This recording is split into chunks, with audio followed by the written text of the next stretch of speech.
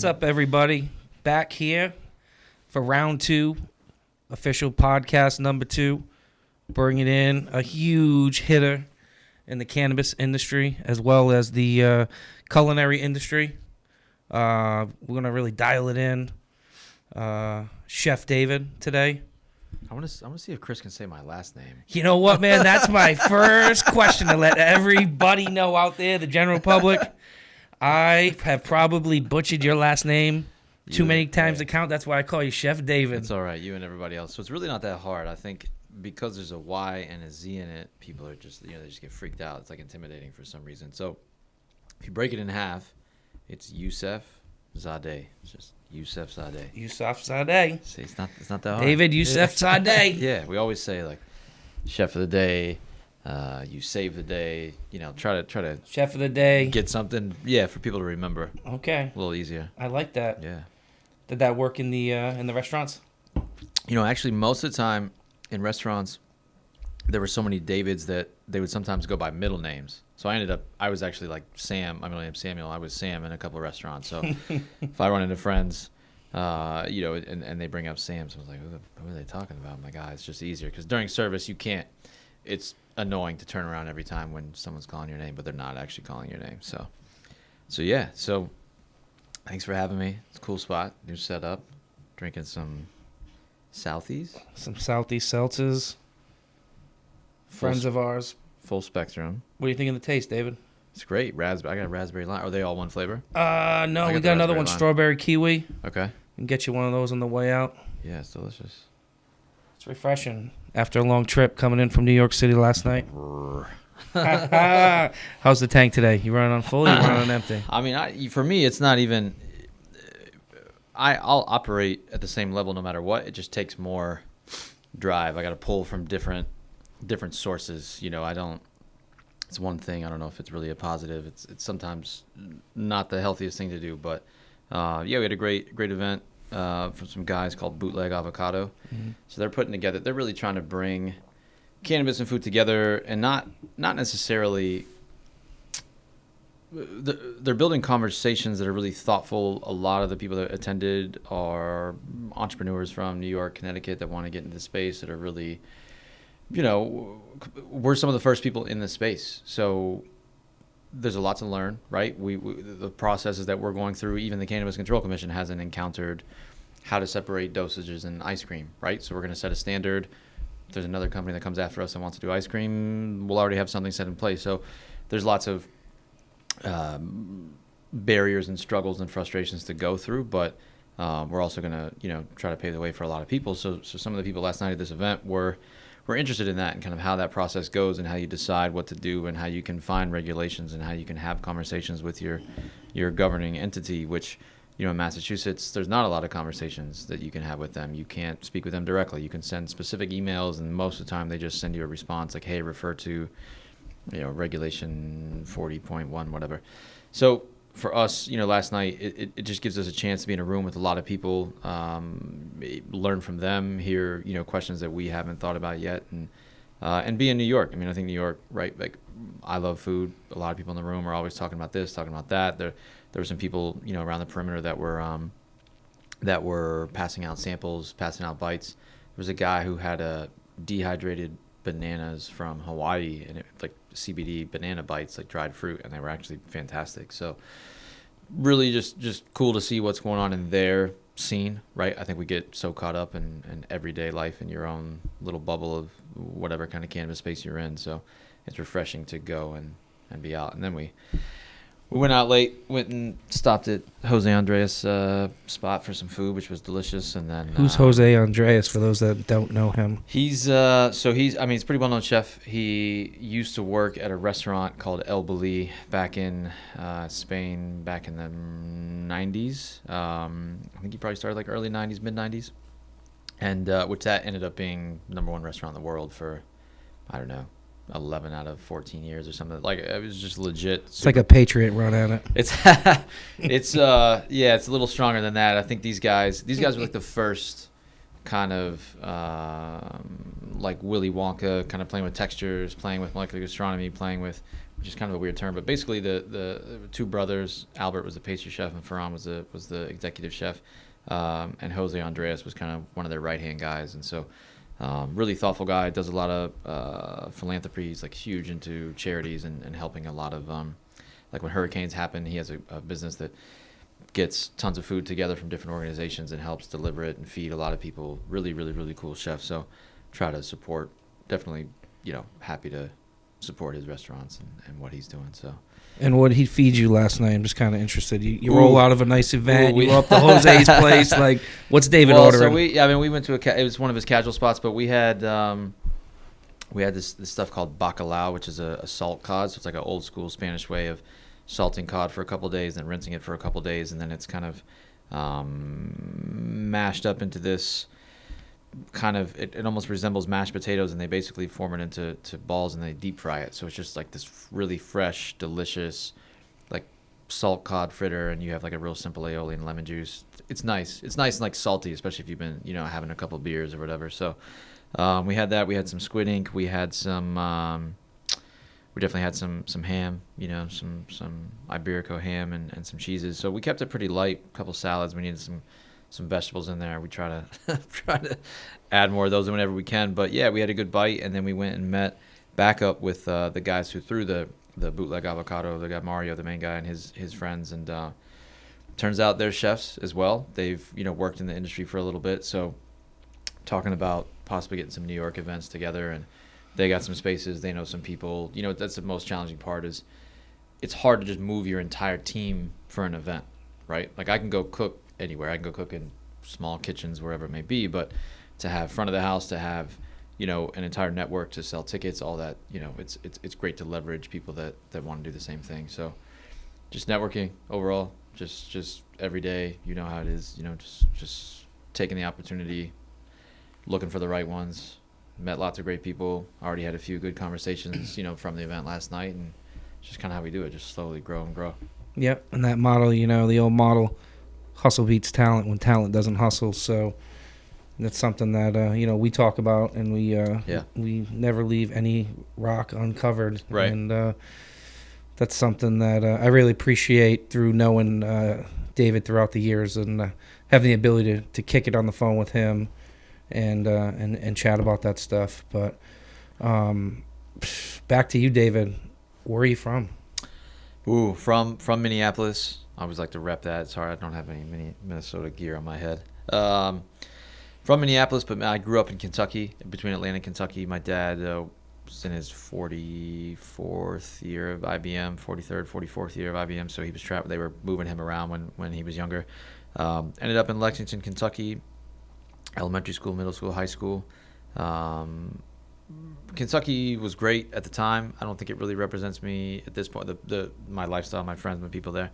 I definitely relate to Minnesota as an adult. I think, I ended up moving back there in 2004 for a couple of years, and I think the mentality, the kindness, the openness, there's a lot of just turmoil on the TV, on the radio, on the news, on the iPhone. There's just something devastating happening all the time, and I think it's really important to be in a community where the default is to be kind first, right, before you question someone. And maybe they did do something extremely rude. Maybe that is the case, but don't assume that it was, intentional.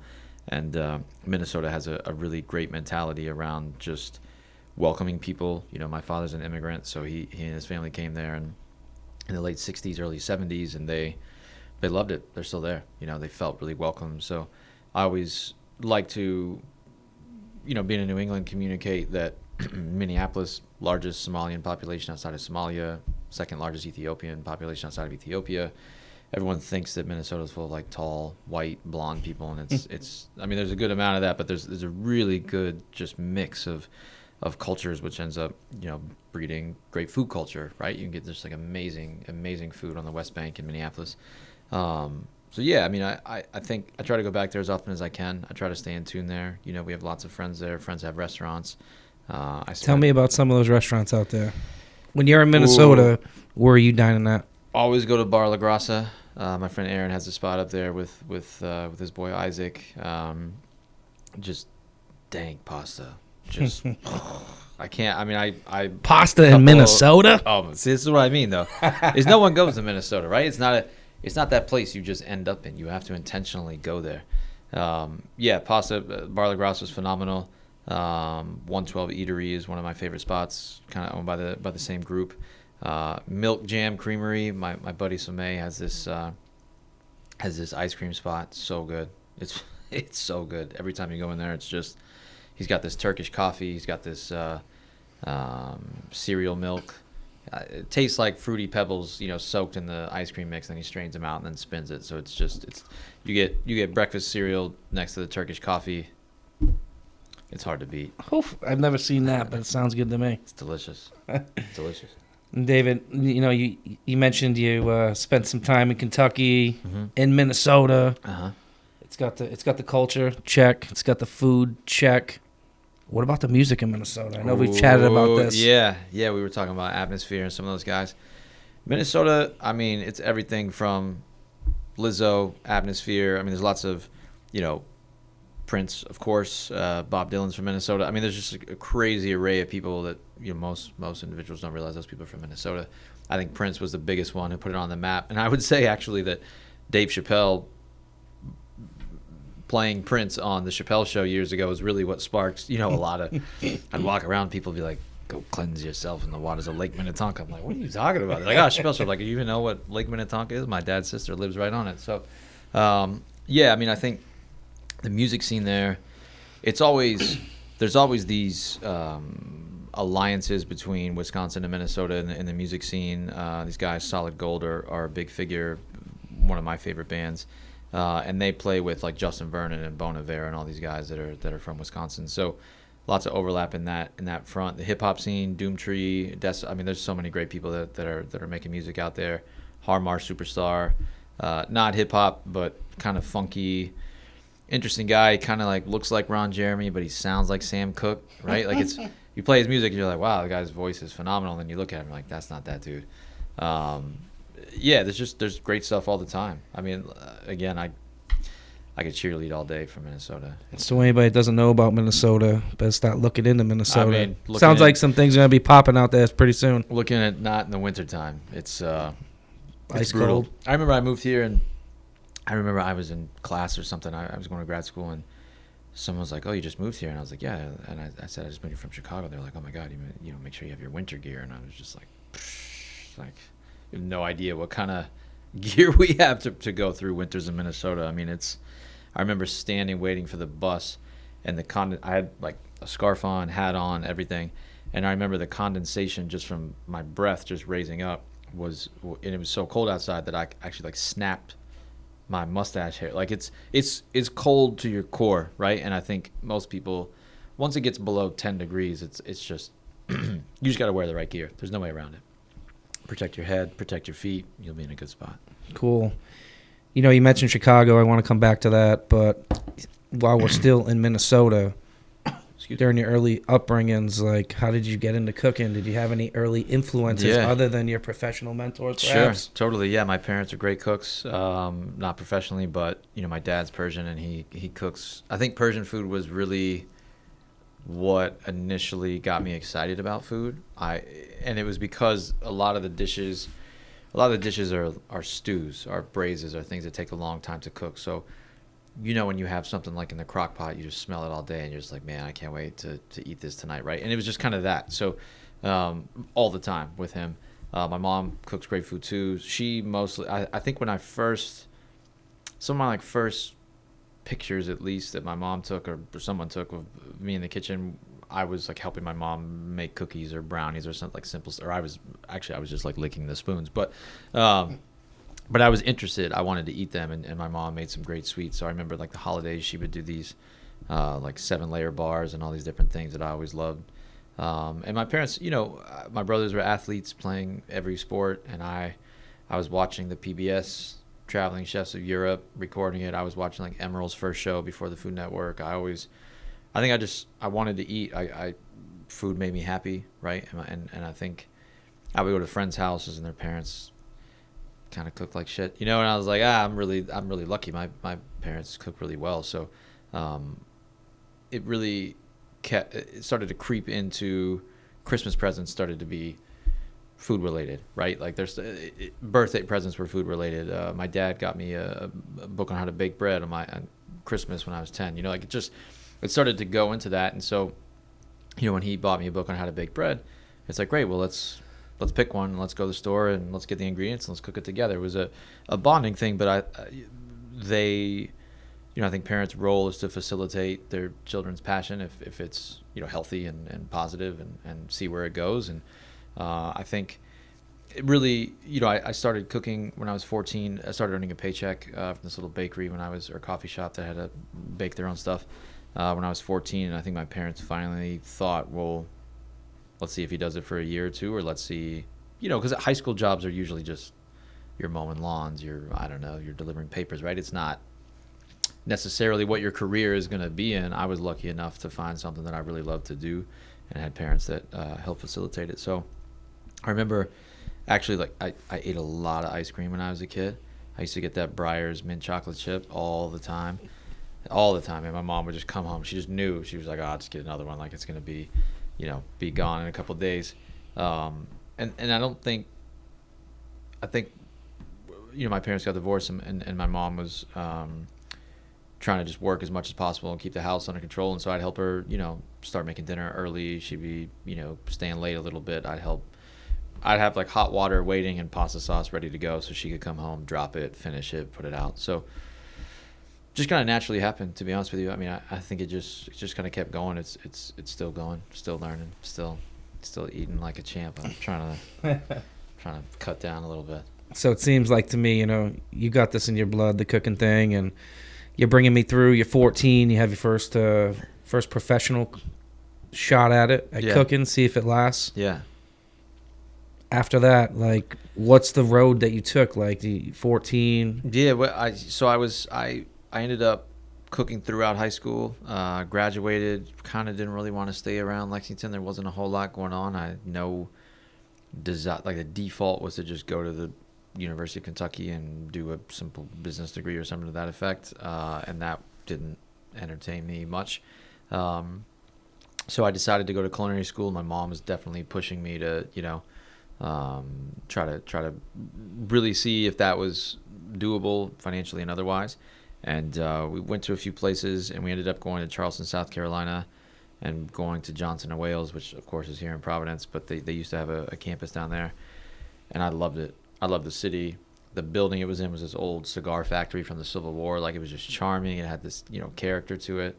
And I was, I decided to do it. I applied, got in, got some good scholarships, and moved down there. So I moved down there when I was 17, and I'm surrounded by people that love food, right? Like a lot of this wasn't there's culinary programs where you just go for short hours and you're getting like a certificate. This was like an actual college, right? This was actually like involved. There was a lot. You took academics plus culinary stuff, and it took me a semester or two to really kind of find my groove. But man, I found a group of friends that were just phenomenal, sweet people. Still stay in touch with them. Cook really well.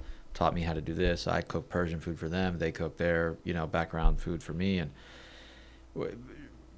you really in life, any kind of meeting, any kind of first time your wife meets your parents, first time girlfriend, go on dates, whatever it may be, it's around food, right? Could be birthdays, could be holidays. It's all surrounded by a meal. And so when you go out on a Friday night in culinary school, it's not, hey, let's go to the bar. It's like, hey, let's all bring a dish, or who's making dinner this week? We'll bring the wine, we'll bring the food. So I was kind of like an old lady on the inside. I just wanted to throw dinner parties all the time. I wanted to, we didn't need to go to a restaurant. We could cook better ourselves. Why pay for it, right? Mm-hmm. We could just do it at home, yeah. and make it delicious, and we don't have to drive anywhere. We can, relax and unwind a little bit. So that's the other part, the chef community, they know how to have a good time on the off hours. So kind of the best of all the worlds, I guess, at that point. Yeah, it's going to be a lot of fun. Yeah. You work all those hours, and the end of the night, if you can keep it under control, yeah. It's definitely a couple people I know that, weren't as successful as keeping it under control. But yeah, I mean, it's a great environment. It's really warm. So yeah, I was there for 2 years, and then I ended up taking an internship in Atlanta, or right east of Atlanta at the Ritz-Carlton. And I met this guy named Ruben Garcia. and he still talked to him a couple of days ago.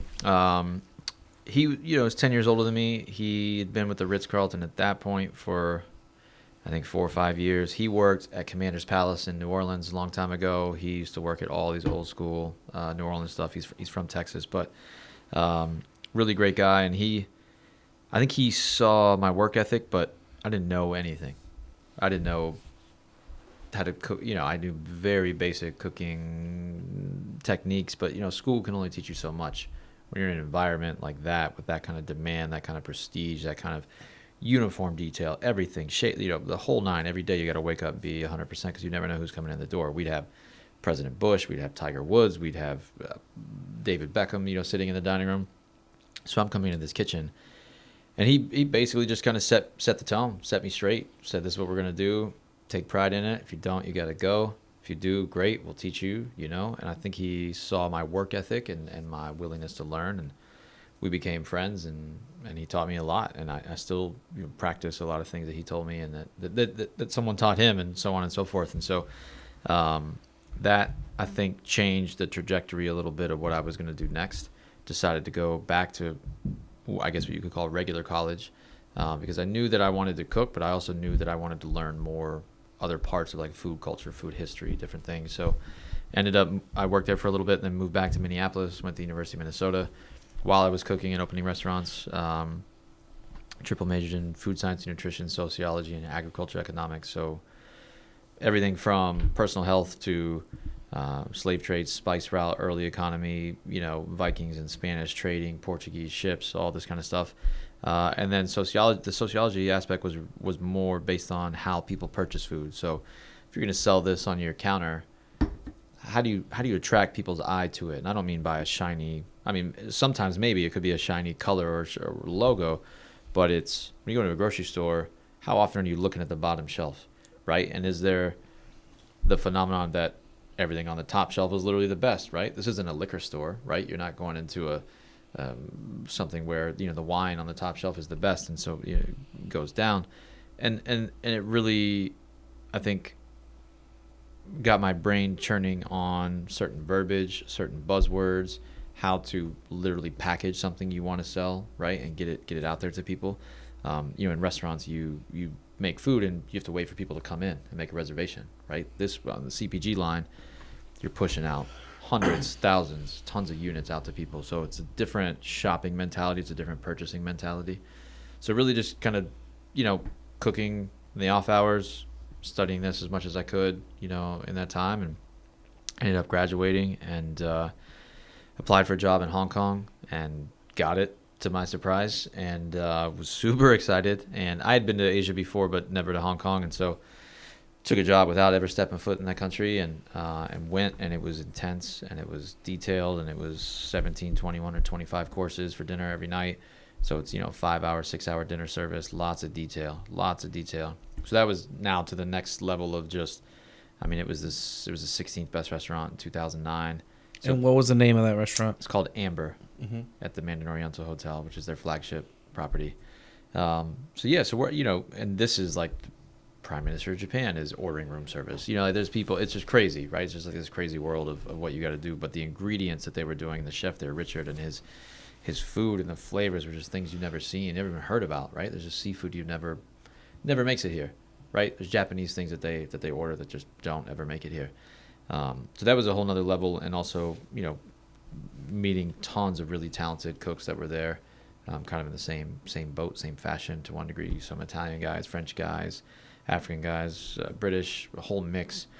Learning how to work as a team where everyone has such a diverse background like that under such pressure, you either love those people or you don't. Mm-hmm. It's there's no real gray area, and most of that love comes from trust. It comes from support. Comes from people having your back. Comes from people. Chefs it's a community, right? If you're a bad egg, everyone will know, and you'll get kicked out. You'll get the boot. So if you treat people right, you'll definitely stick around if people want to work for you, because it's demanding. But yeah, I was there for 2 years, and then actually moved back to Boston. Came back here, transferred to the Mandarin Oriental here. Spent another year and a half or so, and then decided to go back to Minneapolis. Helped my old boss open a restaurant. Got a call from a friend who was opening Italy in Chicago. invited me to come join the team. Had no reason to stay in Minnesota at that point from any kind of like relationship status. And so decided to take him up on the offer, and Italy was 60,000 square feet. We had like 700 plus employees. It's crazy. It was nuts. It was nuts. So many people in that building at one time. And that's not really my style. I don't volume like that. It's fun and exciting, but it wasn't the food I wanted to do. It wasn't the style of things that I wanted to do. And luckily I was in charge of the kind of fine dining restaurant that was down on the ground level. That had a separate entrance, separate waiters, separate menus, separate everything. And that was fun, but ultimately, I think I wanted more control over what we were doing. I felt like I had spent enough time learning certain structures, and I had those down. I was ready to take it to the next step, and the only way you can take it there is to explore, is to really try things out, really get feedback. You have to push the envelope in whatever you're doing, and if you're being handcuffed, can't do it. So went and joined a small startup called Radish, where we were delivering healthy food on demand in Chicago. We had 16,000 users in like a 5 square mile radius of Chicago. So lots of users get on their app, order food, new menu every day, no cash exchange. They store their credit card inside. And that was great. We ended up getting acquired, and kind of at that point decided to come to Boston, come to grad school, keep it going. So moved up here, went and got into Boston University for U.S. Food Policy Master's degree. So studying the Farm Bill, right, which is all about CBD now. And really just try to focus on what the future of food looks like, what regulations look like, everything from what used to be food stamps, which are now referred to as SNAP, to food deserts, to cannabis, to kind of everything that we're doing, right? I mean, merging food and cannabis together, there's a lot to learn and a lot to study and a lot to stay up with, and frankly, a lot of it's really dry information. It's not, you don't sit down and just read of the Farm Bill, right? You can only get through so much before you need a break. It's not an amazing story or amazing concept. So to do it in chunks, to do it in a classroom where you can break down each section and analyze it with a professional or professor, and your classmates that know a lot, I think it helps you actually learn that information. It's in you, it's not just, you're not just reciting, it's not like flashcards and you're memorizing something. It's really understanding this process, and there's lots of other people that can help give examples and different things that you might not be able to come up with. So it was great. I mean, I learned a lot, and I think it's going to pay off in the long run. But ultimately, I think it just helps us, everything, as I mentioned earlier, from understanding how things are packaged to what's inside of them and what these words mean and what the regulations are. The goal is really to just put us in the best possible spot to launch products and put them out there for people, and really be able to listen to their feedback, because we have these avenues, these channels, these buckets, whatever you want to phrase it, however you want to phrase it, and say if someone, is asking us questions like at this event last night, we can really take them down the path of how we came up to this and why we did things a certain way. And I think that explanation really helps people trust us as a brand and know that we're going through those processes to bring quality products to market. Yeah, that's that's awesome and totally mind blowing, and something you mentioned before as we're going through Chef David's past is that we got the culinary, you're hearing about the food science, masters from BU. How about Kashi? You did a bar with them, so you applied everything that you took from the beginning, and now you have an opportunity to work with a big brand. Yeah, I was working at this company called Chew, where we were doing some food innovation, and they basically had some big companies come in and want to innovate. And these, a lot of these companies are just so massive that it's really challenging for them to innovate. I think I always think of them as like a cruise ship, just like a slow moving large entity, right? To change the direction a degree or two takes a lot of energy to move it. So instead, they outsource that part of it, have people like us come in, innovate. They give us, parameters. So we would make, kind of like this, what's on the table here. So you have all these different, bottles and different flavors and different styles. So they knew they wanted protein bars. So our team made a whole, slew of different flavors, and then we kind of focused it on, let's say, 10 of them, and then the next meeting 5, and then the next meeting 3, and then we really perfected those 3. We got the sugar content down, the water content down, which will extend the shelf life, and really innovated with them. And that was such a such a massive learning because we were going into these warehouses and baking protein bars on like a 500-pound scale. It's a lot. It's a lot of bars. It's a lot. And if you don't get it right, you just wasted 500 pounds of food, which is awful. Mm-hmm. So there's just like the stress and the pressure to get it right is really, where we were and where we wanted to be. And they were happy. We were happy. Got to put six products out on the shelf in Canada. Really proud of it. I think it also just set us up for what we want to do now, right? And how we're going to be making food. I think it also gave us some insight into, we have a manufacturing license for cannabis in Massachusetts. So a lot of people think of cannabis only in terms of growing and or a dispensary. There's not a lot of in between for them. Most people can't figure out what the gap is there. And because all the medical dispensaries have to be vertically integrated, there hasn't been any independent manufacturers out there. So when we think of this project we did where we're baking these massive protein bars, it's like, okay, we have a manufacturing license. We could open a warehouse with a bunch of equipment. We could white label. You could come to us. Any company could come to us, say, hey, we want to make a product. Great. Could be a licensing, could be some of them are more of a collaboration, not so much like selling IP per se, but we have the ability to produce a ton. We just need the FDA to kind of clarify what kind of control they're going to have over a lot of this, but that's a whole nother story. So we're really just looking to take pretty much everything we've learned and put it into this. We are waiting, and I'm looking forward to it. Sometimes, waiting is the most difficult thing to do in our industry with a landscape that just moves so fast. But, you talked about your manufacturing company, the cannabis company in Mass. I want to talk about that next. But before we dive into Cloud Creamery, how did you find cannabis? Tell me a little bit about that. When I was working in a restaurant in Minneapolis in 2000, I had just come back to Boston. Sorry. I was working in Minneapolis in 2009, and I started to notice that I had lots of like stomach pains and chest pains, and I was exercising a lot and lifting weights, and I just thought I was straining my body. I thought because it feels like cramping, right? It feels like you just did a bunch of sit-ups or something. It's like this burn in your stomach and in your chest, and so I didn't really think much of it, and kind of kept going with it. And I moved back to Boston in 2011, and it started to get worse and worse. And I remember my birthday weekend in June, I was going to the Burlington Jazz Festival in Vermont to go see Herbie Hancock, and I never made it to the show. I ended up getting really nauseous in the car and vomiting, and there was lots of blood in it, and it kind of just shook. I don't smoke cigarettes or anything. I'm surprised to see that. You don't really know what to make of it, right? But it's shocking, and then you get more nauseous because you're like, oh my God, what's happening to me? And then you get scared, and then you're sweating, and then it's just like a bad cycle. So I ended up going to the hospital, and they did a few tests, and they were like, you have chronic Crohn's disease. How did you not know that this was happening in your body? And I explained it to them, and they're like, all right, well, you need to really think about changing your lifestyle. It's like, sure. How do you respond to that? Like, what do you, right? Like, what? I'm a chef. We don't sleep well.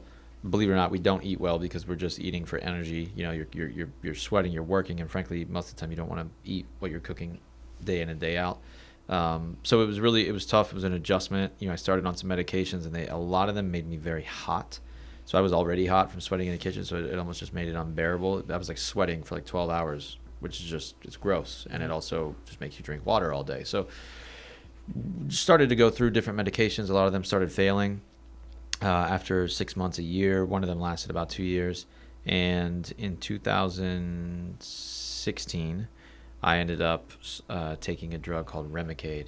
Remicade was the original chemotherapy drug. It didn't have the effect that it was desired when they designed it, but it did help a lot of inflammation in the gastro world, and so gastrointestinal world. So I started taking that, and it was 400 milligrams every 8 weeks. So you go in, they put an IV in your hand, and they just pump you for 3 hours on this stuff, and it's just draining. It's just it literally just makes you kind of melt in your chair. You just want to nap. You don't want to do anything, and that's like a 2-day period, and it was really gross feeling. It was very synthetic and chemically kind of just I didn't enjoy it at all. It's treatment. It's not really meant to be pleasurable, but I didn't like it at all, nor do I want those things in my blood.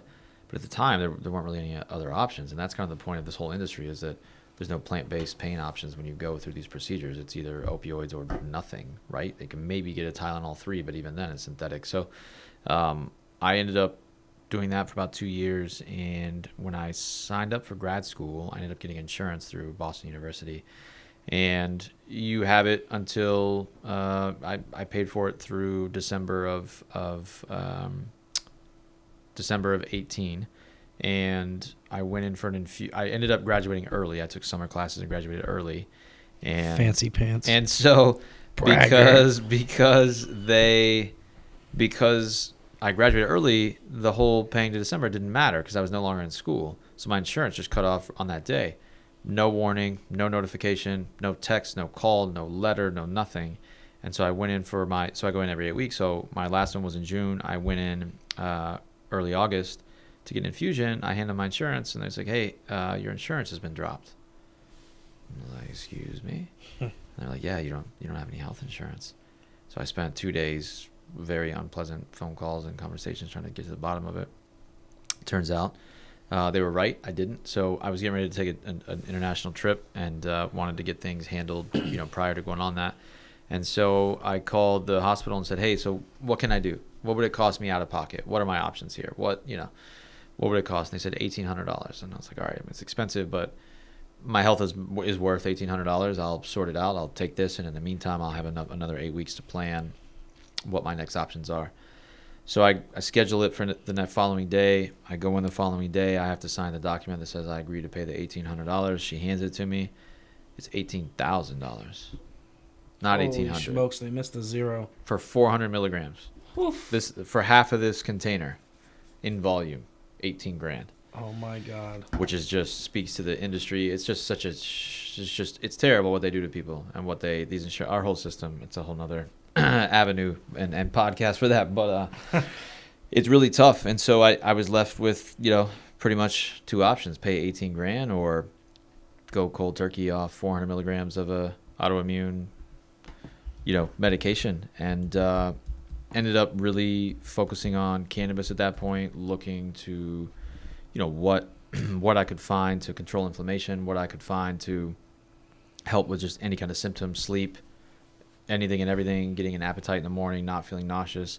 And I, had already been working on Cloud Creamery. I'd already kind of had this in mind, but I think it just catapulted everything at that point. It just said, we have to do it now. You have to go hard right now and go through it. Started going to dispensaries. Didn't find anything I was excited to eat, right? Could make better brownies, better cookies, better chocolate. It was just and it was expensive. And so I tried a few of them, and some of them, the effects were fine, but the food wasn't great. And it was like, well, I'm not really excited to eat this. I'm not excited to eat this. I don't want that many gummy bears. I don't want those things. And I understand the discretion of having a gummy bear and something that doesn't melt, doesn't smell. I get it, but I think there's just such a cultural side of enjoying food that's missing from buying these things from a dispensary. There's no pleasure. Like, you can't take it home and then you're super excited to eat this meal. It's just kind of a quick bite or a quick thing here and there. And so we wanted to get away from that transactional eating and really move into experiential eating, right? Textures, flavors, mediums, different products, using local farmers, using seasonal, anything, getting away from all high fructose, getting away from all these things. And so that kind of needing cannabis for treatment, but merging it into my daily life. I don't think traditionally I'm not a smoker, so of course I cook for a living, so it just made the most sense to really explore what those options were. We were really looking into high quality fats, grass-fed dairy, ice cream, lots of fat, lots of good stuff in there. So we basically tried to tone down the sugar and replace it with like real food, real fruit, real sometimes vegetables. We did a parsnip ice cream at one point with some maple syrup and roasted pecans, but it really, that just sparked all of it. Jesse, we're talking about Cloud Creamery and some delicious ice cream that Chef David just mentioned. For our viewers out there, can you pull up Chef David's site? Ooh, that's a new one, huh? It's a new one. Working on it every day. Got a few more pieces coming onto it. The Instagram one, I think, is really where you can see kind of what we do on a regular basis. Lots of dinners. We're teaching some classes at the Holyoke Community College, C3RN.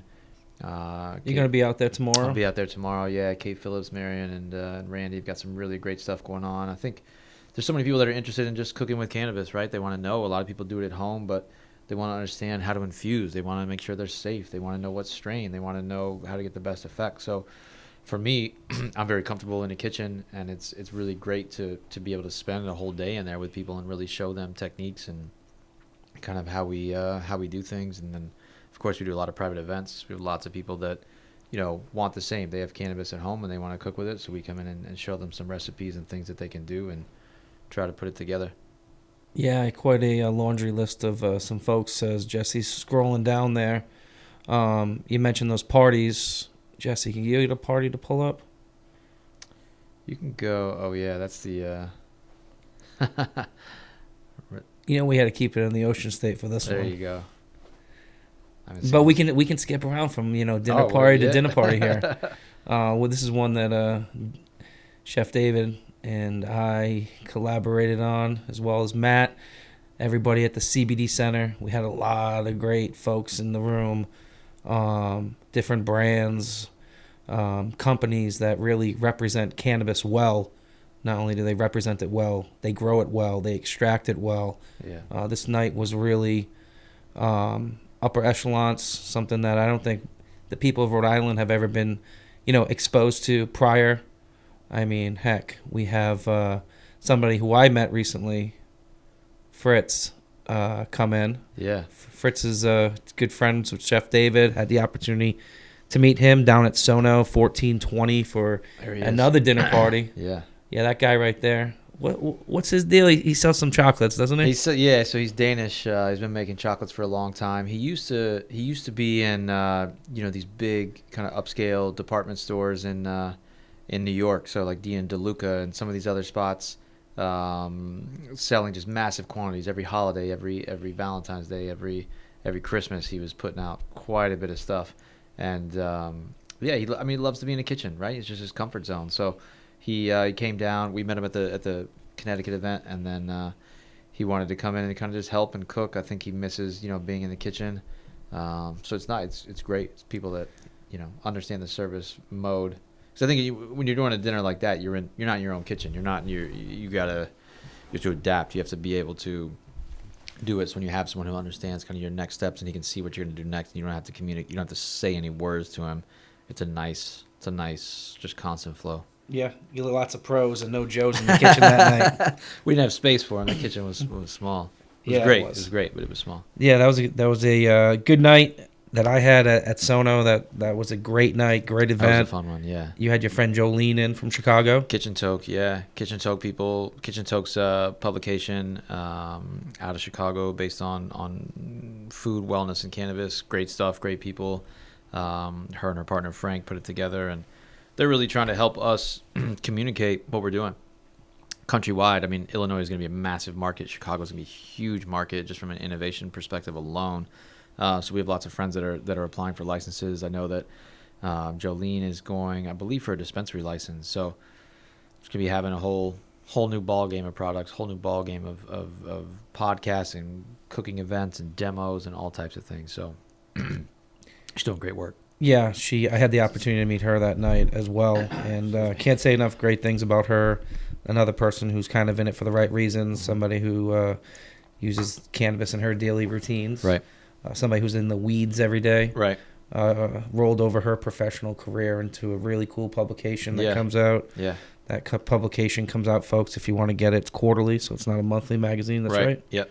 So kitchentoke.com. Yeah, and they have lots of recipes on there too. It's kind of like a Pinterest of cannabis recipes, right? You can see images, you can see what the final product's going to look like. I feel like cooking is intimidating for a lot of people, so the way to guide people along is that you give really beautiful presentations, and you can show the color's got to be this or the texture's got to be this. And so Kitchen Toke does great photography and really helps paint that picture for everybody.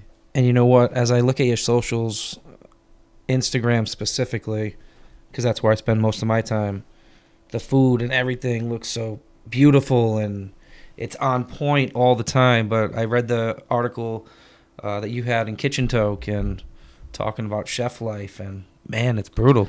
It's brutal. Yeah, it's a lot of work. I mean, you're dealing with you're dealing with ingredients that are natural, so they don't all look the same. They're not all the same shape. All fish aren't the same size. You're not gonna get the same number of portions out of every side of salmon or whatever it may be. You kind of got to mix it up, and so you are the filter, so you can get a bag of carrots, a side of salmon, whatever it may be. You are the filter to make it look the exact same on the plate every single time, and to minimize waste.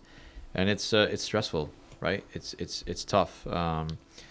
Lots of weather on the West Coast could affect the shipment of X, or a hurricane crushed the vanilla industry for 2 or 3 years there, made everything extremely expensive. The avocado market skyrocketed. Case of avocados tripled, so people were starting to kind of take them off their menus. But what does Chipotle do when the price of avocados tripled?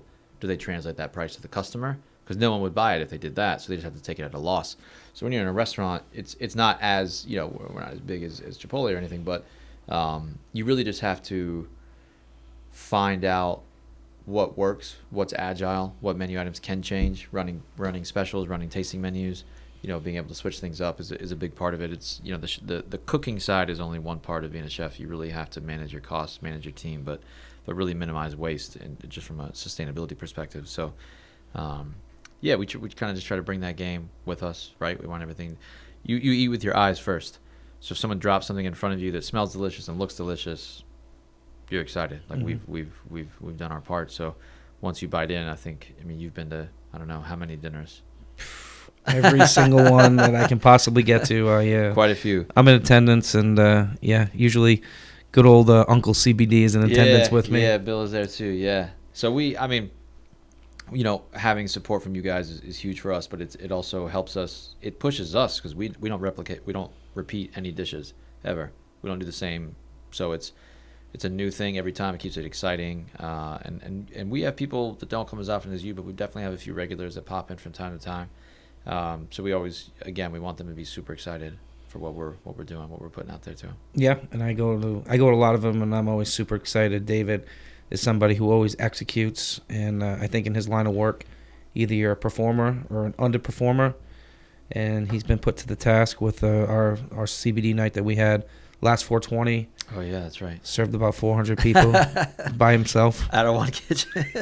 Out of one kitchen. Yeah, we had a few team members that were supposed to show up, and people called out, and they didn't. Yeah. David put the Wu-Tang music on in the background. And we're making fresh donuts. And just went to work. Yeah. Those donuts at the end of the night, the full fun. spectrum ones, those were a lot of fun. Yeah, they were fun. So just to wrap up on Cloud, I want to go into Sacrilicious a little bit and the dinner parties. Sure. Where's Cloud Creamery located? So we're in Framingham. So we're in right south of downtown Framingham. For us, it was really positioning. Boston is densely populated, obviously, but to be able to park, go into a dispensary, have the kind of experience you want, not have 100 people behind you in line and feel the stress of having to make a decision. We wanted to get out of the city a little bit so that our products were kind of matched with that mentality of how we want people to be able to ask questions and understand. Framingham was the right spot. There was a couple moratoriums in between Boston and Framingham, so we just went until we found the right one. I think being able to come in Boston for 30 minutes, Worcester 30 minutes west, Providence 45 minutes south, it's the best place to be, to just be connected to what's going on in the area. I think a lot of the spots in Boston mostly are just tourist based, right? There's a lot of busy things happening from the cannabis perspective. There's a few dispensaries. I think most people prefer to come out west a little bit, or central or west, and Cannabis Control Commission moved their offices to Worcester. Everything is cannabis really is starting to kind of get out of downtown Boston. So we're in Framingham. I know you're close. Fill everybody in where you're at in the process, and when can people get your products? So we spent a long time in the queue with the CCC. We just heard from them last week. A couple RFIs, requests for information. So we've got a few things to deliver to them, which we're going to do by the end of the day today. And just, David, the CCC, that's the Cannabis Control Commission in Massachusetts? Yeah, governing authority on cannabis. So we heard back from them, and they want a few more pieces from us. We have those almost completed. Going to send them over tonight. ideally, we've satisfied what they asked us for from this last interaction, but we went almost 9 months with no communication. Zero. Nothing. So we finally heard from them, super excited, filling this stuff out, getting it back to them.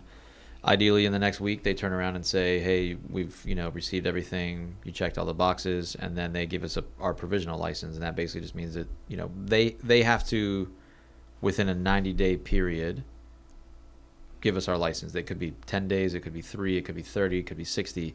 But within 90 days, we should have our permit to operate. So we've already passed, our kitchen's ready, food and health inspection, everything's ready to go. Formulas are ready, packages are ready, everything's ready except for this last piece of the permit. So worst case scenario, we're looking at the start of the summer, early June, which is a great time to be launching ice cream, right? Produce is ripe, everything's ready. Flavors are starting to... spring food is limited, right? It's great to have these asparagus and these things that are seasonal, but from an ice cream perspective, you want different fruits, you want different elements. You want watermelon sorbet coming out in July. You want some of these things. So I think it'll be a great time for us to really kind of take it out. And we're going to stay local for the first chunk. I think we're going to stay in Framingham and make sure that our legs are underneath us and the process is proper. And being in restaurants, something's always going to go wrong, right? You're prepared for it. You're not caught off guard. So for us to stay local, work with our local dispensaries, it's a quick drive. It's a quick, if I want to go to every store in a day and show face and talk to people, answer any questions, maybe we have a booth in the corner where we're serving non-infused treats just so people can taste the flavor before they commit to purchasing it. I think will be huge for people as well. So, and it also, again, it helps our local dispensaries. I mean, we have the ability to say, hey, we're going to start with you guys and hopefully funnel everyone who wants to try this ice cream to your store, and hopefully they'll purchase other things while they're there. It's really just doing, what we call conscious capitalism, doing good business, basically, is all it really comes down to. So we're hoping that, we've had some really kind conversations and great things happening in the Framingham area with some of the dispensary owners there. So we want to make sure we do our part and give back. I'm a big, I'd like to make sure I can give back whenever we can and show people that, competition can be polite, competition can be friendly, competition can be, it's healthy to me in that way to do that. So we know there's other people putting food on shelves, and we're ready to go toe-to-toe with anybody and have you taste ours next to theirs. We're working on some studies and trying to get some other elements, but really we just want to start producing and getting on shelves, get out of this mode of waiting and really get into production. So you're gonna be making some ice creams. Now you don't have to disclose anything else. But are you working on anything else? Get any tricks up your sleeves at Cloud? The one thing we've been able to do this whole time is R&D and innovate. So I'd say once we start, we're not going to stop. We've got we're big believers that just because you can put cannabis and everything doesn't mean you should. Like we're very clear on that. However, I think there's lots of rocks that haven't been turned over on what you can do. In a really fun way. And again, it kind of goes back to this conceptually changing how people consume cannabis, right? It's my vision is that the future dispensaries will be built with a refrigerated section in there, right? That's where it's going. It's going to turn more into a marketplace. I don't want to say grocery store because it's size-wise not the same, but I think the shopping element of going into a dispensary needs to change. I think that some of the dispensaries are just so sterile. They're so just... You look at a menu, you don't get to see things on a shelf, you don't get to pick up anything, you don't get to smell anything, and I understand why, but I think the food will help change people's excitement about going into a dispensary. I think it'll change their day. Frankly, it'll change their shopping because they know they're going to go pick up some cannabis pork breakfast sausage, right? And they're going to cook brunch for their family, their friends that are visiting the next day, and they're going to make some fresh biscuits, and then they have pork sausage that's infused, make a gravy. How you doing? Done. That's the new right there. So definitely super pumped and excited to see what David has in store. Just elevating and changing the game, and politely, as David would say, competing with the rest of the pack and politely separating himself from the rest of the pack. I mean, I think the chef world, you can talk trash about whatever you want, but most of the time it just makes you look bad, right? I think people get in this mode where they feel something, they can't really control it, they don't like it, and they say things that are just, it's not making them look any better. And I think the reality is that you just have to smile and understand that there are lots of people working as hard as you are, right? And they want something. And I think oftentimes those are the people you should be paying attention to and should be collaborating with, not bad mouthing. But ultimately, when you're in a kitchen, if the guy next to you is showing up earlier than you are, and his station is cleaner than yours, or his knives are sharper than yours, it's going to push you to do better, right? It's not like, hey, screw this dude. It's more like, oh, mine aren't sharp enough. They should be sharper. My station isn't clean enough. It should be cleaner. And that's kind of what we're just trying to promote, is just we should all be supporting each other, I think, from a Massachusetts standpoint, but also working harder to make yourselves better. That's what's up. Jesse, can you bring up Chef Sacrilicious page? I want to talk about, I met David at a Sensi night at Cannabis Magazine, and he had this ice cream was there, and I walked by, and I was like, oof. Even before I met him, I had the ice cream, and, I typically have not seen that out at the cannabis arena that, I've been in. Like you said, typically just, high-powered gummy bears and, chocolates that are no bueno, dry brownies, and so on and so forth. But had the opportunity to really meet David and dive in during his dinner series, Sacrilicious. Super, super dope event. The guy's setting the bar. He's throwing these events. Like you said, he doesn't double dip on any courses, rarely at the same venues. I know state to state, some venues are, challenging to say the least. Right. But, year in review, let's just talk about this year.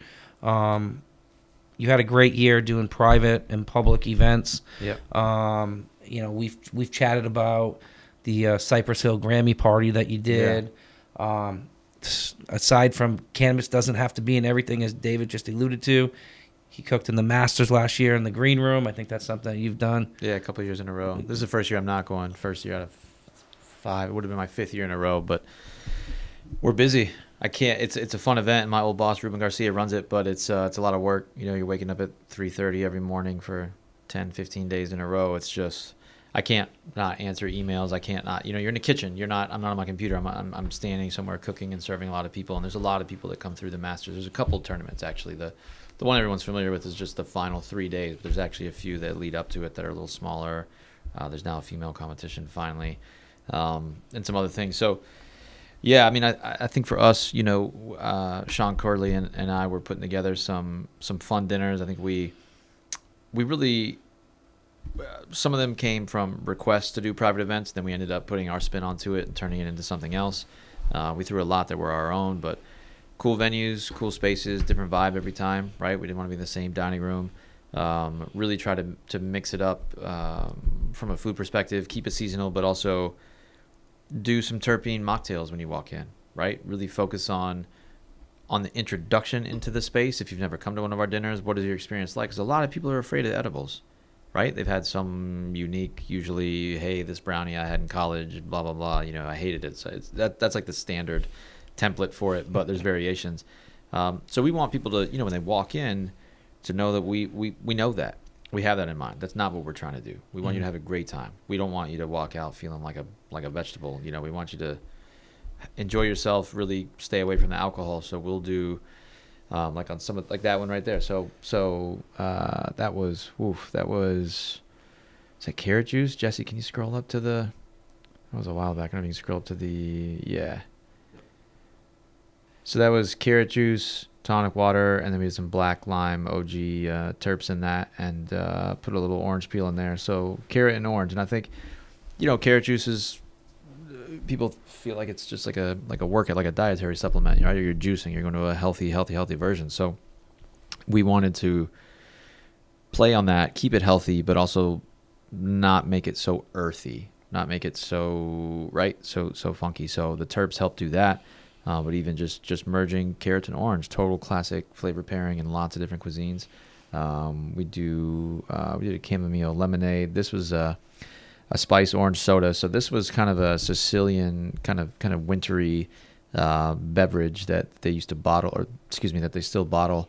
So we made a version of that. So basically made a simple syrup, so equal parts sugar and water. Put some star anise, some cloves, a little bit of coriander seed in that, let it steep and get that flavor into it. And then we had some fresh orange juice, a little bit of soda water, and some do-si-do terps. So again, really just trying to, when you step in and you take your first drink and you take your first bite, that first thing that puts in your mouth, it needs to be familiar yet fun. It needs to be safe yet exciting. It needs to be, something that really gets your mouth going like, wow, what is this? I don't know what it is. I like it. I don't, it's super balanced, super not too sweet, not super savory, but funky, but also again have some comfortability in there from big familiar flavors. But we try to just put a little spin on it and get people going. So we usually have past bites, when people come in, so they have a mocktail, they have a couple of past bites, and that'll, again, same thing, give them a little bit of salt, which will make them want to take another sip, right? Just get them on the cycle of, hey, you're about to start a dinner party, get their stomachs excited.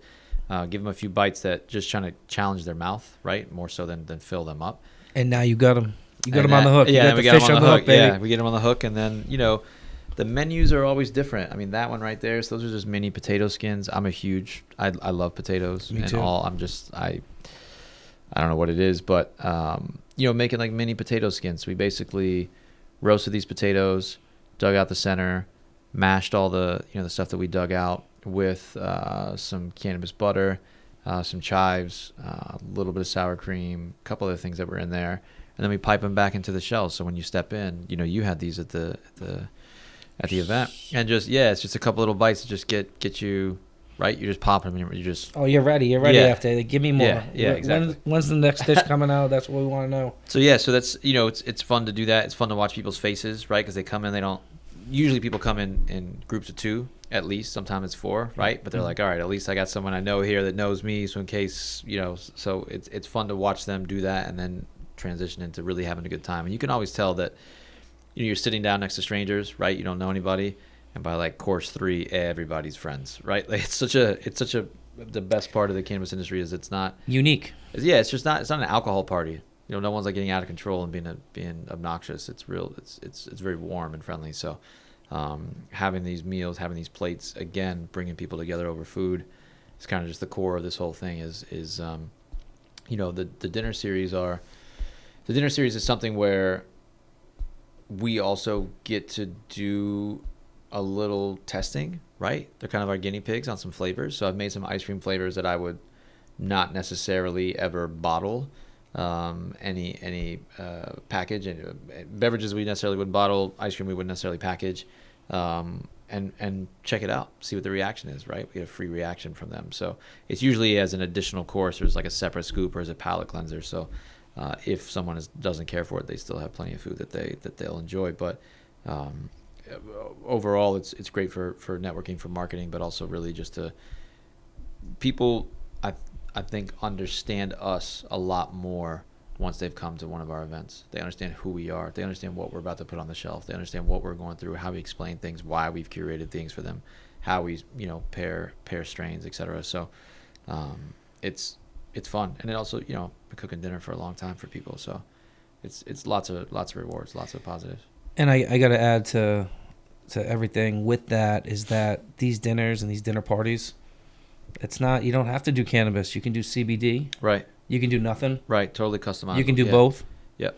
So like you can also, have 2 courses, and if you're like, hey, can you cut me off? You can still have the exact same meal, just not infused. So it's it's great. I mean, I think again, making sure that everyone is comfortable is the goal. We want everybody to be happy. We don't want anyone being nervous or scared or having to stress what they have to do. So. And I think that shines through. Even I brought my wife, and she is not a cannabis user, but she did the CBD mixed with some terps. The terpenes can play, can play a role in how we're feeling, put a smile on our face.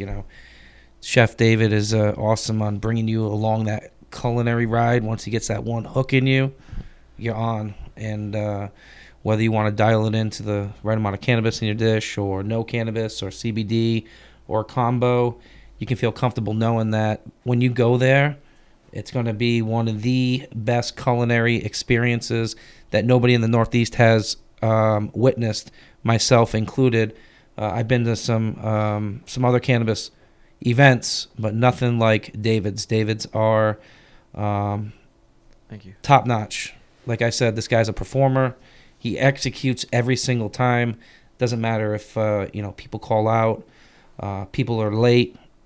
This guy knows exactly what he is doing, what he's going to serve, and I think my favorite part, man, is when you come back out from the kitchen. You're stuck to the kitchen all the time, and when people get to meet you outside of the kitchen, that's the fun part, and talk to the chef and hear why you created this taste or this dish. That's what made me most appreciate it the most at the beginning.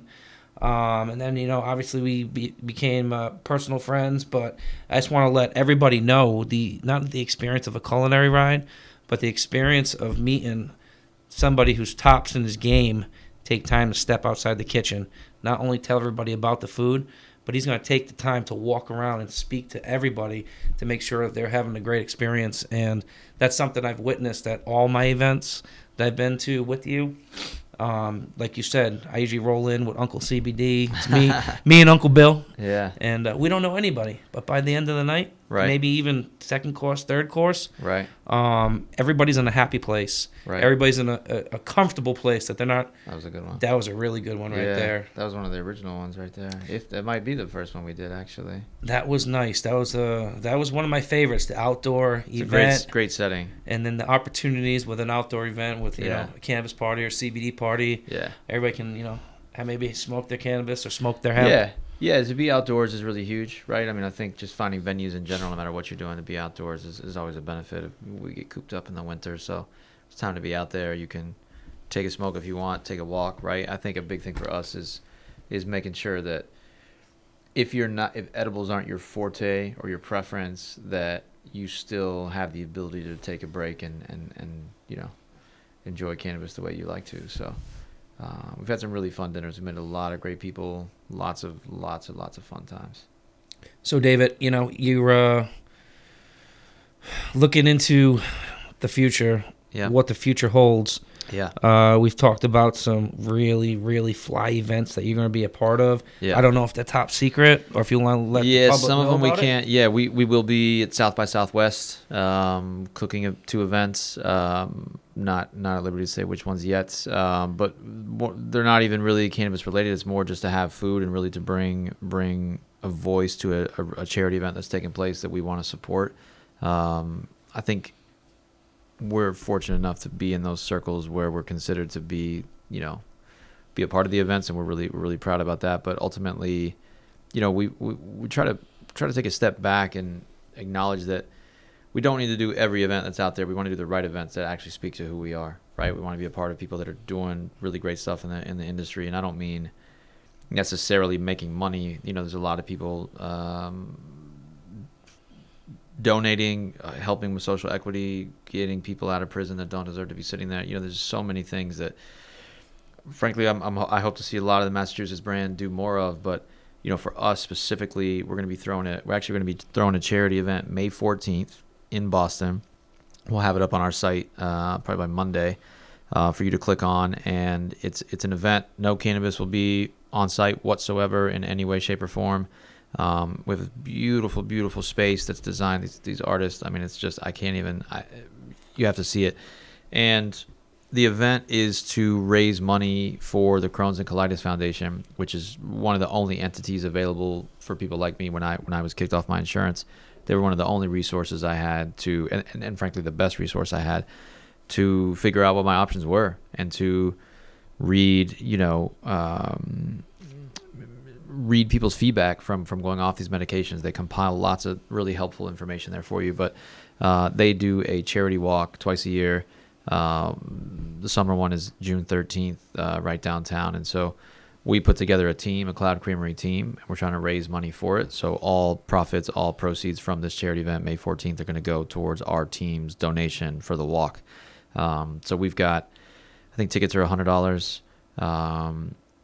Can buy a ticket, can donate online, either or. It's not going in our pocket. It's going to, again, people like me who don't have access to treatment, where someone tells them it's $18,000 to get an infusion and they have to take one. Where's that money going to come from, right? And people shouldn't be going into debt because of their medication. So it's really just to raise money for that. But it's also to really talk about cannabis companies need to step up your game. You need to add another layer.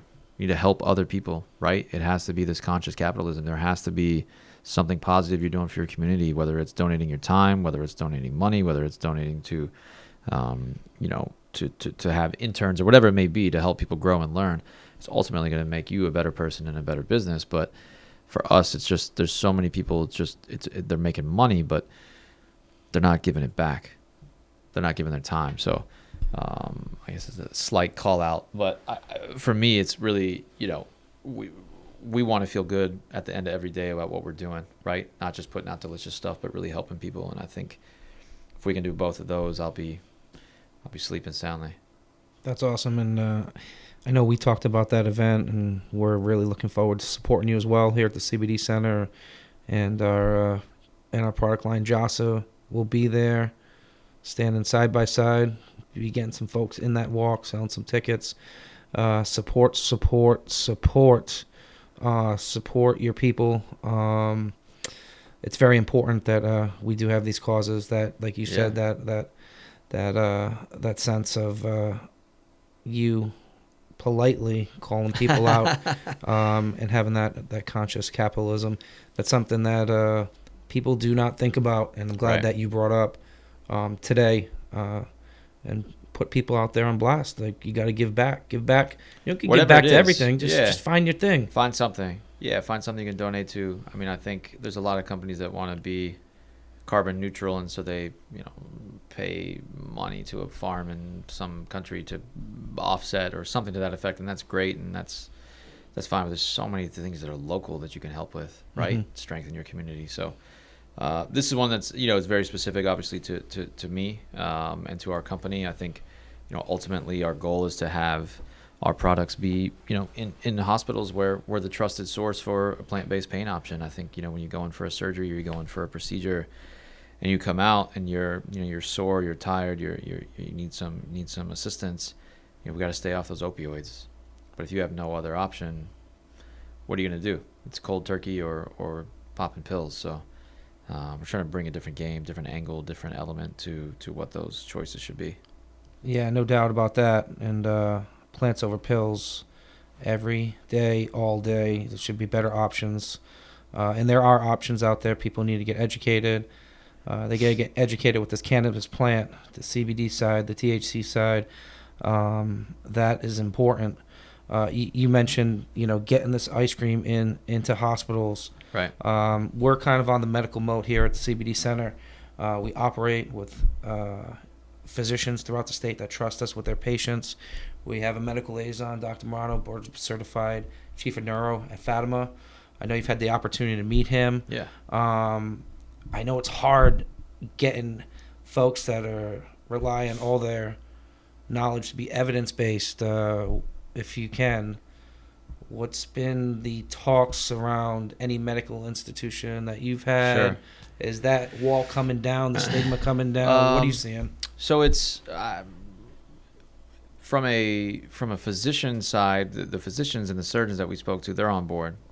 I'd say majority of them believe in it, agree with it. They've seen so many people go through HIV, cancer, and any kind of autoimmune. I mean, lots of other things that cannabis is great for, but specifically we're talking about autoimmune diseases. And really the medications, right? We've all seen this, commercial of a husband and wife ambiguously mountain biking or kayaking or something while they read off this horrible list of side effects to whatever medication it is you're going to take. And that's real, right? Someone at one point handed me a document that said I had to sign in case I developed tuberculosis that I couldn't sue. And I was like, what? Like, who's the last time you heard of someone having tuberculosis, right? It's like Wyatt Earp time frame. So it's not worth it. It's not the solution. So I think it should be a last resort in different contexts, especially in aggressive, cancers and something of the sort. But that's, that you get into the morphine conversation. That's end of life challenges, right? Those are different conversations. But I think that, what we've heard kind of trying to navigate the pulse, it's hard. A lot of people shut doors in your face. They don't want to talk. They don't want to be on record. And these are the same people who don't want to be seen in lines at dispensaries. They enjoy cannabis, but they want to do it privately. This is the same concept. So it's a cultural movement, and it has to be agreed upon before we're actually going to move the needle. And I say agreed upon meaning, we want to put stuff in hospitals for people like us, but we have to make sure that the people that are giving it out are are aware of what it's doing for these people, and they have to believe in it. I don't think, just like training at a dispensary, right? If your bud tenders don't know what's going on or don't have the right material, they're not going to be able to communicate it. So we're really simply trying to build a conversation with surgeons, physicians, lots of people, but frankly in the medical field, and say, what does it take? Because the next time I go in for a colonoscopy, I don't want any of those pills. It's written on my forms, right? It's there. So why can't we bring an option in? It's up to people like us to move that needle, bring these options in, bring these education to the table. Education's a big part of it. Yeah, I mean, even just the way to the paperwork that it takes, the process, it's so slow moving, and Massachusetts is not as innovative as I thought it would be on this front. It's definitely known for continuing education and for great healthcare, but the way that these doctors describe, right, when I asked them what would it take, they're like, I don't think you're ready to wait for 10 years for this to happen. It's like, well, who is, right? Who has that much time, who's going through something to wait like that? It's crazy, but ultimately, that's why a lot of people are turning to dispensaries. I think that's why a lot of people, turn to cannabis. People say black market or traditional market, however you want to phrase it, but ultimately people find a lot of anxiety relief, stress relief, pain relief, from cannabis, and if it's not going to be available in the hospitals, they're going to find another way to get it. Mm-hmm. Period. Yeah, I agree. They need those trusted choices where you're going to be able to get the right meds, plant-based meds, and have wholeheartedly full faith knowing that you can take a product, eat a product, put something on you, right, and you'll be able to consume with confidence that right. You're getting stuff that has been vetted all the way from basically seed to sale, right, tested properly, right, proper dosing, but on top of that, it also needs to be tested with other medications, right? If someone's taking let's just call it Lipitor, something that's like managing your cholesterol or whatever, how does cannabis react with that? Where's that study? Where's the research? We can't realistically expect for everyone to just stop what they're doing. It's not going to work that way ever. And it's literally about merging cannabis in. But honestly, it's just having people do the right studies, releasing that information, making it available to everyone. I think everyone in our community is saying the same thing. It's just a matter of time. And unfortunately, a lot of the people that are anti-cannabis are a little bit older, right? They grew up with Nixon or Reagan or believing all types of things. But frankly, they need it more than anybody else. The generation that doesn't believe needs it more than anybody else because they're sick, they're dying, they're aching, right? They have all these things they've gone through life, and they're at the last quarter. And I think that if they were able to minimize their pain and really build their confidence to fight every day, I think it would extend their life, or at least improve the quality of life. And they're going to spread the word at that point. So when it works for them, and those are the folks with the biggest stigmas, and either it worked for them or somebody very close to them. Exactly. They become the biggest proponent. Right. We see that here at the Supporters CBD all Center. the time, yeah. And we talk CBD. People come in, they have medical cards. We talk cannabis with them. But ultimately, we can't really deal on that side of the line. So we do what we can do with the cousin plant. Yeah. Hemp derived CBD. It's friggin' great that you are taking the time and meeting with the right surgeons, physicians, and trying to move that needle, because most importantly, that's where it's going to make a difference. Those are the folks that are going to do the medical studies, the clinical trials. Yeah, we're already on board. Yeah. We already know, Mm-hmm. right? This is the future markets are people that are interested or somewhat believers. We have to bring them over the line. Mm-hmm. It's when you're trying to put something like that in a hospital, you have to convince a lot of levels of different people, right? You have to show them a lot of levels. And a lot of these people already have medical cards, right? They already tell them. But to your point earlier about showing data, a lot of it is testimonial. A lot of it is how people feel. How can you put a number on how someone feels? Sure, you can ask them 1 to 10. What do they mean? But your 1 to 10 is different than my 1 to 10, different than Jesse's 1 to 10. Everybody, it's what you're going through. And again, I always come back to this piece about confidence, because I don't believe that anyone really understands what some of the symptoms and side effects of these diseases do to your daily routine, right? Going to the grocery store, picking your kids up from school, whatever it may be. If you're battling some of these things and every time you get behind the wheel you vomit, you're not going to drive as often. Mm-hmm. Then you're stuck at home. Then you're miserable because you're at home. Like, it's just a snowball effect on so many things that we don't really talk about, and it's time to just put the truth out there, really tackle it, analyze it. There's lots of great journalists like Dan McCarthy, and other people that are spreading the word. And big up to Dan. yeah, and getting it out there. And I think I'm very thankful to be friends with him and have him use his voice. And he's introduced me to lots of great people, continues to do that and helps. And I think that's really it. It's just, again, this community of supporting, right? Like, we don't sell the same products. We don't need to, right? I'm here to support you. You're here to support me. And look at what we've been able to do so far. So I think we can bring more people on board and kind of just get over ourselves and really focus on why we're doing this, who we're doing it for, right? I mean, of course, ultimately we have to make a living. We have to pay our bills. We have things, but I'm dedicating all my time, full time, every day, all day, trying to make it work, trying to make it happen. So that's what we do. We're in the weeds, right? It's a matter of time. And it is a matter of time before takeoff, big time takeoff. Hope so. I'm glad you were able to bring up Dan. I'm actually met with Dan on Monday. Big shout out to him. Really great at what he does. I don't want to spoil it, but we are going to have him on at some point, whether his calendar can permit. I want to get him here sooner than later. Yeah, it's that busy. guy. It's busy these days. That guy's got a lot to talk about. Definitely. Can't say enough good things about him. David, we just last thing we mentioned was partnering with medical institutions, and how about partnering with professionals? I know that a lot of people probably trying to pull you this way or pull you another way, business wise. Sure. And Jesse, if you can, and if it's okay with you, David, I'd like to just announce like a little something that we potentially have going on the CBD side of things. Sure. And Jesse, this is just a little plug for us. We just had our new website launch. Jesse, if you can pull that up. And David, I just wanted to let folks know that I'm really exceptionally proud to call you a friend, and as well as a business partner. I think that the friendships in this industry, you've probably talked to 1,000 people that are in and around, and other people within the industry that are in the weeds every day. Right. You just meet a lot of posers, strokers, people that just waste your time. People just want to gather information. I think there's just I think stroker is a good word, because a lot of them, they stroke your ego and then they don't do anything else. They don't follow through.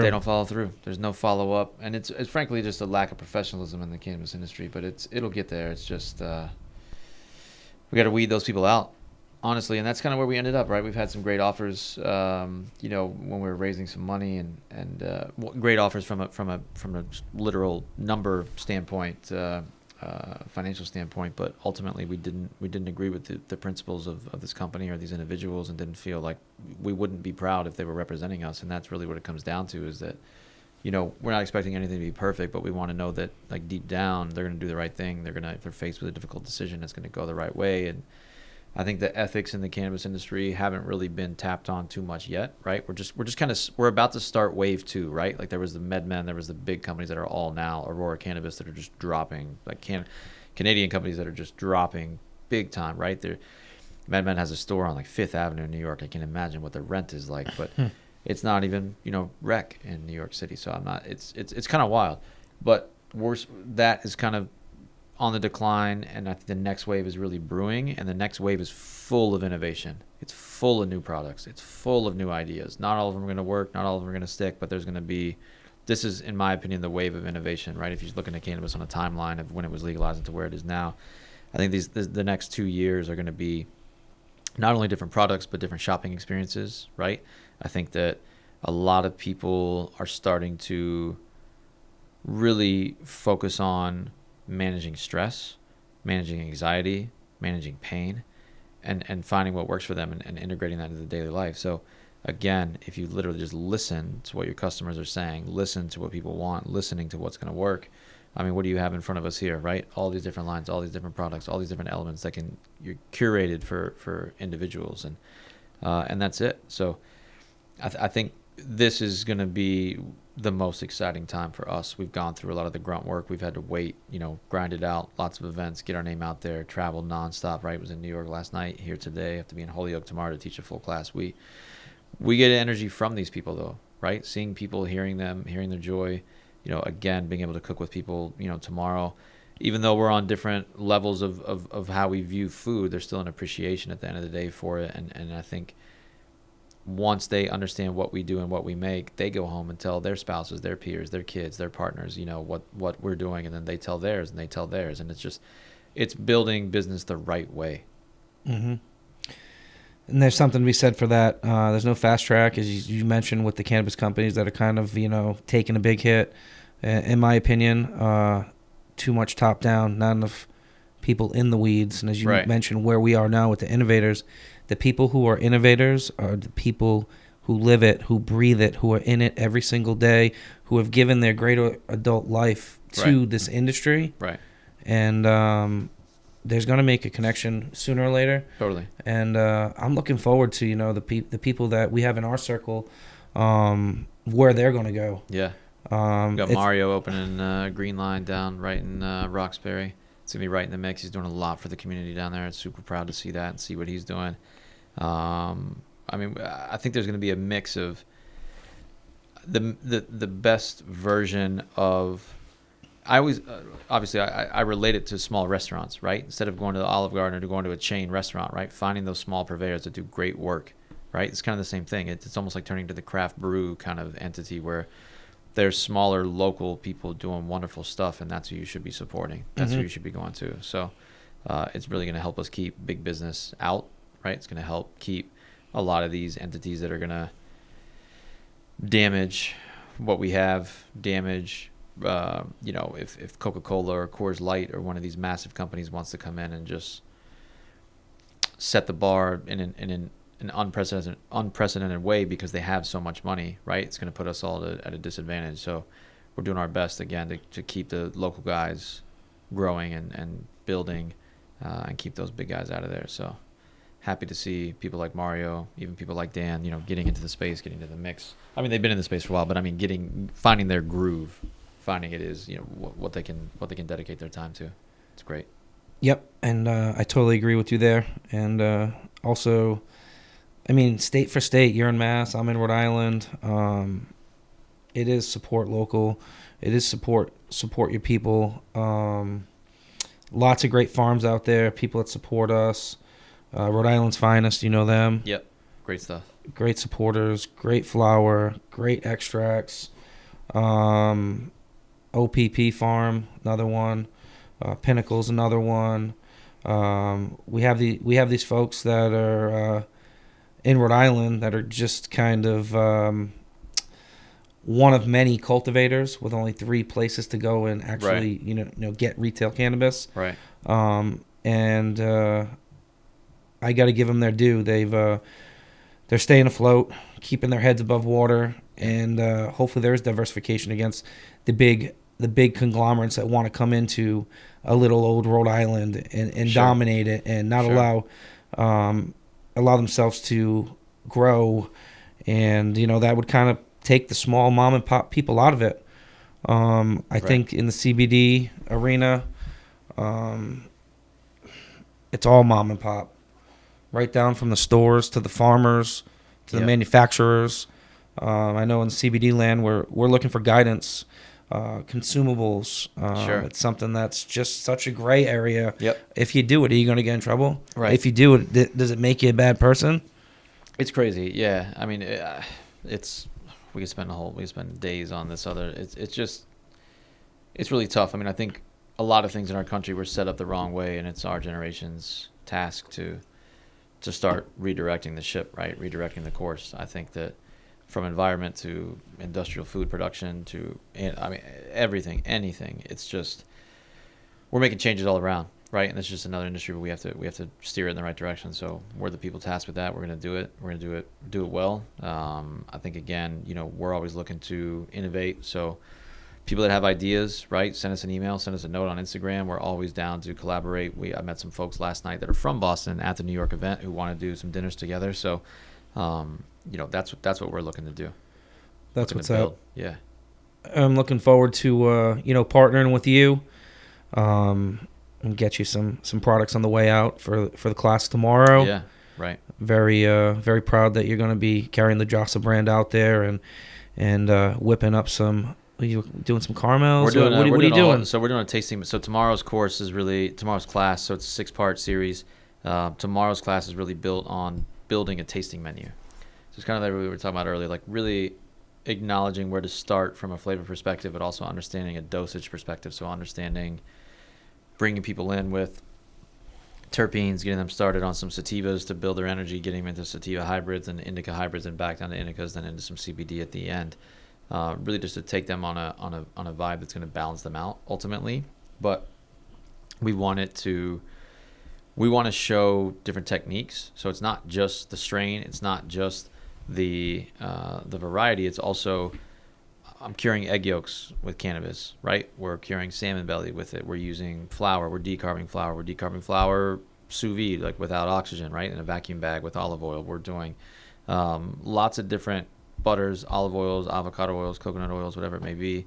Really just trying to focus on touching every part of the process and letting these people see how you could make a roasted carrot salad with cannabis in it, how you can do a crudo, a raw fish dish, how you can, all types of stuff. So the course tomorrow is really built on variety, but it's more of picking a starting point, picking an end point, and then working backwards at how you get there. Mm-hmm. So it's going to be fun. I mean, class is great. People have lots of great questions. You know, I had a great time last time I was there.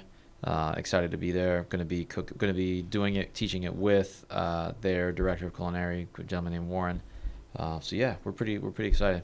Excited to see what happens. That's awesome. I hear Holyoke's kind of going to be a cannabis hub as far as Massachusetts goes. Yeah, big hub. Definitely big hub. I think they have reasonable prices on real estate. Lots of hydro energy, so electricity is a lot cheaper out there.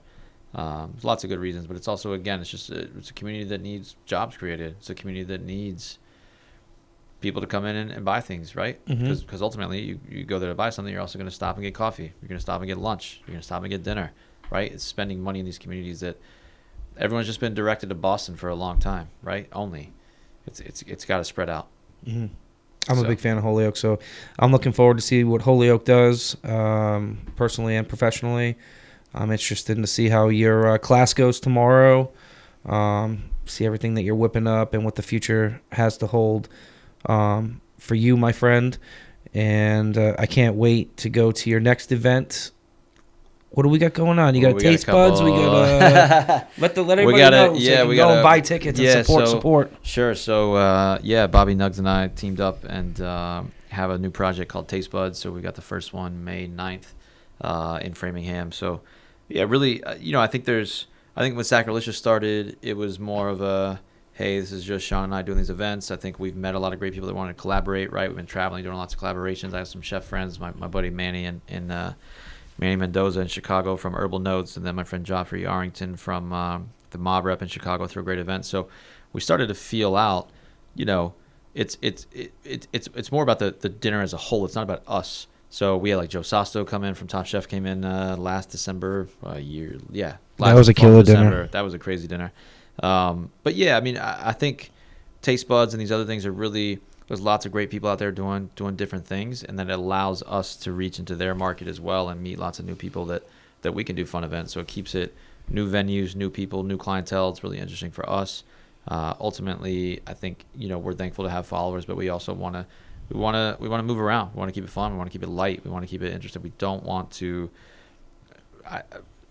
We're always adapting. We're always innovating. We're always figuring out how we can be better, do something different, try something different. Bobby and these other guys really help us do that. So, Taste Buds coming up. We got a few Sacrilicious dinners. Got a few private things in the works. I think, again, right now we're kind of focused on. The dinners are great, though they're not really the goal of our company, right? The goal is to have products on shelves. So now that we're at least in a conversation with the CCC, that's where our energy is focused right now. And once we get that underway, we're going to come back to some of the dinners. But ultimately, we want to get our products on shelves ASAP. It's game on. It's time to start ringing the register. Start taking part in the conscientious capitalism. Time for you to set the bar and take off in Massachusetts. I know Massachusetts is not going to be the only stop along your runway. No, not at all. So, the future's good.